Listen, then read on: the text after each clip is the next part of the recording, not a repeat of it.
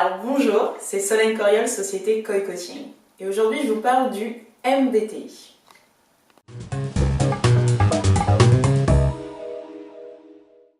Donc MBTI, ça signifie Myers, Briggs, Type, Indicator. Ça vient du nom des deux inventeuses, des deux personnes qui ont créé finalement cet outil, qui sont Isabelle Myers-Briggs et Catherine Cook-Briggs. Alors finalement, qu'est-ce que c'est le MBTI? Le MBTI, finalement, c'est une sélection de questions, c'est un type de questionnaire qui va permettre de déterminer des profils de personnalité. On l'utilise souvent, par exemple, dans les cabinets de recrutement ou en coaching, ou pour identifier un petit peu les clients ou les personnes avec lesquelles on est en relation. Donc, quels sont les 4 critères qui sont pris en compte dans ces questionnaires? Le premier, c'est d'où on puise son énergie. Là, on va avoir deux types de personnalités. Soit je suis plutôt extraverti, donc j'ai besoin des autres, j'ai besoin de l'extérieur pour me ressourcer, pour être en pleine énergie, en pleine capacité.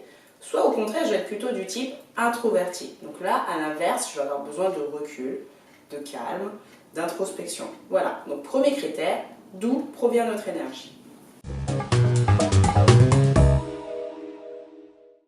Donc là, soit nous sommes intuitifs, soit nous sommes sensitifs. Intuitif, ça veut dire qu'on va se fier à notre intuition, à des choses et des critères plus ou moins abstraites. A l'inverse, sensitif, je vais m'appuyer sur mes 5 sens. Troisième critère, comment nous décidons et comment nous utilisons l'information. Soit plutôt de manière rationnelle, organisée, structurée, c'est ce qu'on va appeler le thinking, penser, soit à l'inverse, plutôt en fonction de nos émotions, de notre feeling, de nos sentiments. C'est ce qu'on va appeler le feeling, sentiment.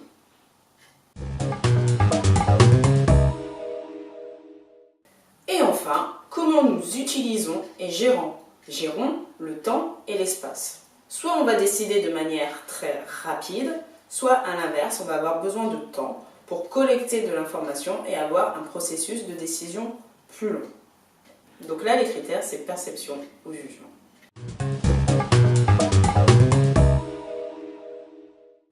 Alors, comment ça se déroule un test de MBTI? C'est assez simple en fait. Vous allez vous connecter sur un site ou faire appel à un spécialiste qui vous connaîtra ou renverra un questionnaire et répondre à une série de questions. Alors là, attention, si vous décidez de le faire seul, notamment sur Internet, méfiez-vous, tous les tests ne sont pas aux normes. D'accord? Donc soit il y a le processus via des questions, soit en plus, vous pouvez faire appel à un spécialiste du MBTI.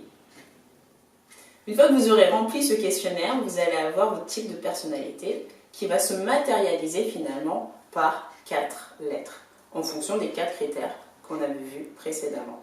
Alors je ne sais plus si je l'ai dit ou pas au début, mais il y a 16 profils de personnalité type en fonction du MBTI. Je suis assez succincte là, n'hésitez pas à aller consulter notre article de blog, nos articles de blog, d'ailleurs on en a écrit 2 sur le sujet, si ce sujet vous intéresse et que vous voulez creuser la question. Et finalement, pourquoi est-ce qu'on fait un test de MBTI? Tout simplement parce qu'on a envie d'avoir une meilleure connaissance de soi. Mieux vous vous connaîtrez, mieux vous pourrez anticiper vos réactions ou choisir des environnements, des situations qui vous correspondent. Écoutez, je vous remercie de m'avoir écouté. Donc c'est Solène Coriol, société Koi Coaching. N'oubliez pas, article de blog si vous voulez creuser la question. Et puis n'hésitez pas à me faire part de vos remarques, suggestions. Puis voilà, à bientôt.